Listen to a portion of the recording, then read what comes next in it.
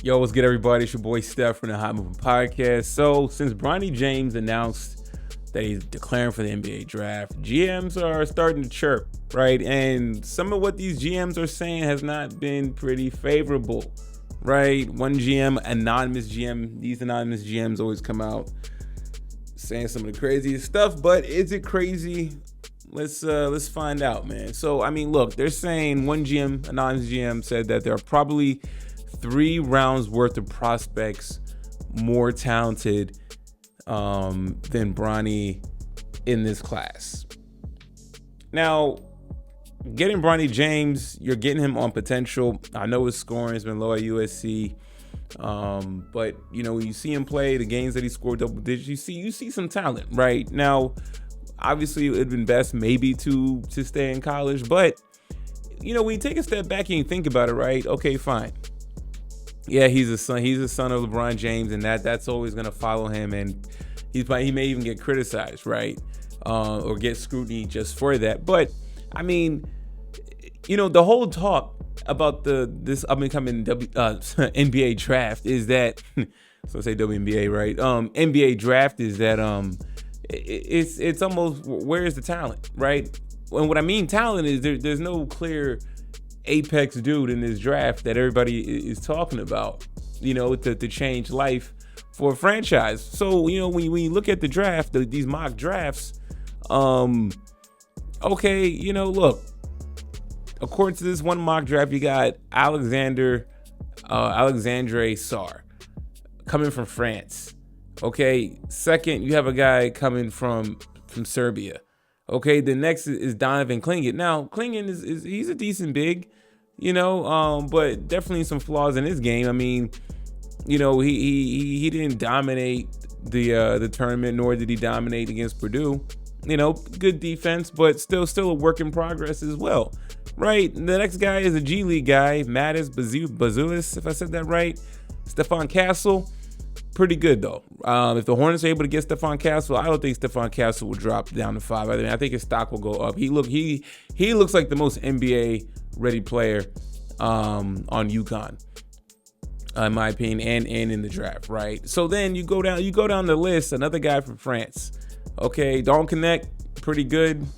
Another G League guy, Ron Holland, Robert Dillingham, Kentucky, Cody Williams. Another Kentucky guy. You got some of these Kentucky guys, in the lower lottery slot, right? So I mean, the list goes on and on. There's talented young men that are coming through, but let's not act like Bronny James can't get picked in the late first round, maybe late second round, right?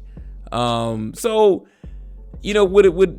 for him coming out, this may be the best time to come out, considering just the lack of star power. So the only person with star power name is Bronny James because of LeBron James, right?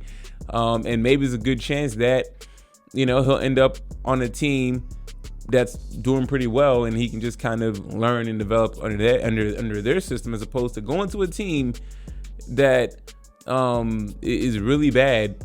And he's not really going to see the floor, or they're expecting a whole bunch of greatness out of him, which would be unfair. So I can understand, the GM is saying that, they're probably 3 rounds worth of prospects more talented than Bronny's class. So picking Bronny is more about getting LeBron's attention right now than it is about developing Bronny himself. Sure, there could be some of that. But I mean, I think, listen, you can take your LeBron bias out. I think he'll be okay in the NBA. I think so. I mean, considering the draft is already kind of lacking already this much, then it's like, yo, might as well. What's the harm in taking Bronny if he wants to declare? Nobody's saying he has to come in and start. You have Bronny James developing. Looks like he can play some defense. I think in this article that people were saying like he's not really 6'4", he's more along the lines of 6'2". I know like they always like give players an extra height, inch or two, right? But I mean, even at 6'2", he can be a decent combo guard. I mean, look, Scoot Henderson, he's about 6'2". He was supposed to be the dude that should be in rookie year conversations, and Scoot Henderson hasn't really lived up to it. And that's no knock. He's young, still got time to grow, right? So what's the harm in taking Bronny James, right? So I mean, the criticism, I understand it, is there and whatnot, but I think just to say that there's 3 rounds more talent, show me then. Because the whole talk has been where are these guys coming from this year's draft? It's like people are calling this one of the weakest, but possibly one of the weakest drafts in NBA history. You tell me, Bronny, if it's already weak, then what's the harm with Bronny fitting right in there, right? So y'all let me know what y'all think about all this, man. Thanks for listening. Please like, subscribe. I'm out.